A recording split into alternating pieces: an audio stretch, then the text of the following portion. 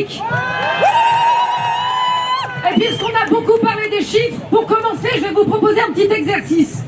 Vous allez imaginer que vous êtes né en l'an 0 et que depuis l'an 0, chaque jour, vous touchez 2 000 € net, absolument tous les jours, depuis 2025 années.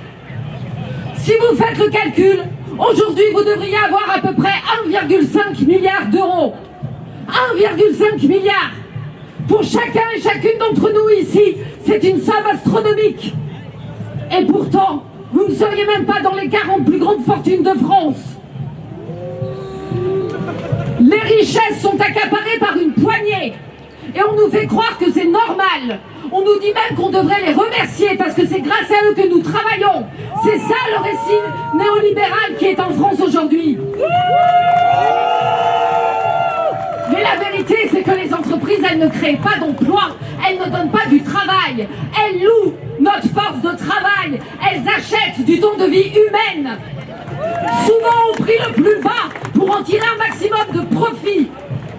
Les patrons qui ont des idées ne créent pas d'emplois. Ce n'est pas parce que vous avez l'idée de la recette que vous avez fait la cuisine. Le travail, c'est nous, c'est nos bras, nos cerveaux, nos yeux sur les écrans, nos corps dans le froid et la canicule, nos matins à l'aube et nos soirs tardifs, nos 43 années données, nos lendemains épuisés à attendre la prochaine RTT ou les vacances. Alors quand l'État nous parle de faillite, encore une fois, quand inlassablement ils disent qu'on va faire des économies sur les plus pauvres, sur les plus âgés, sur les plus malades, sur la sécurité sociale, sur la fonction publique, sur les services publics, bref, sur tout ce qui ne représente pas un intérêt financier à capter pour eux, on peut se demander, mais qui est véritablement assisté ? Est-ce que c'est celui ou celle qui survit avec quelques centaines d'euros d'allocation, ou est-ce que ce sont les groupes qui engloutissent des milliards publics ?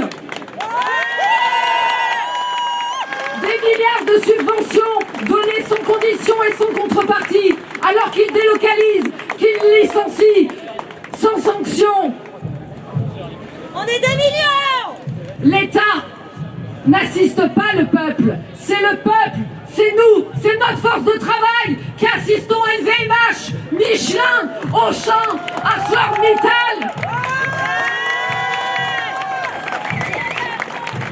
Et c'est encore et toujours nous qui, malgré nous, eh bien, alimentons la fameuse économie de guerre. Parce que votre livret A, quand il travaille, les intérêts, au lieu de financer des logements sociaux, ils vont directement dans les industries d'armement, dans les Thales et les autres Dassault. Voilà leur monde.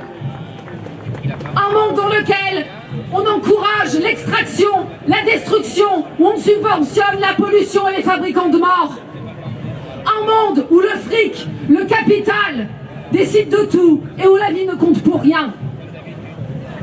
Alors, quand on parle de taxer les plus riches, c'est-à-dire ceux qui, pour une grande majorité d'entre eux, déjà ne payent pas d'impôts, parce que montage, niche, paradis fiscaux, on nous répond, bah oui, mais attention, ils vont partir. Eh bien qu'ils partent! Nous ne voulons pas d'une France à genoux devant ces milliardaires, de ceux qui n'ont que faire des autres et de la planète. Est-ce qu'on pourrait se rappeler ce qu'est un pays digne, un pays qui s'appuie sur ce que l'humanité a de meilleur, la coopération, la solidarité, la justice, le soin, l'éducation. Un pays qui fait une place pleine et entière aux femmes dans les décisions et dans les réalisations. Un pays qui lutte pour l'environnement.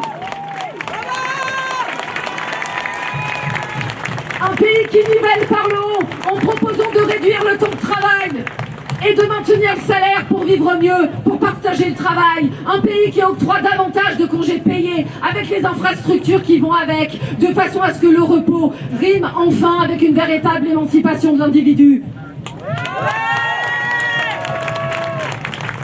Enterrer les 2 jours, enterrer la suppression des 2 jours de fériés ne nous fera pas accepter l'austérité, les coupes budgétaires. Ça ne nous fera pas accepter les régressions. Macron et ses alliés, le Cornu, Borne, Bayrou, n'ont qu'une stratégie, l'usure. par la provocation permanente, par le chantage, par les coups de force répétés. Leur objectif, nous épuiser, faire de notre indignation une lassitude et de l'inacceptable une banalité. Non, non, non! Alors, à cela nous répondons que non, nous ne plierons pas. Nous allons être de plus en plus nombreux et nombreuses et déterminés.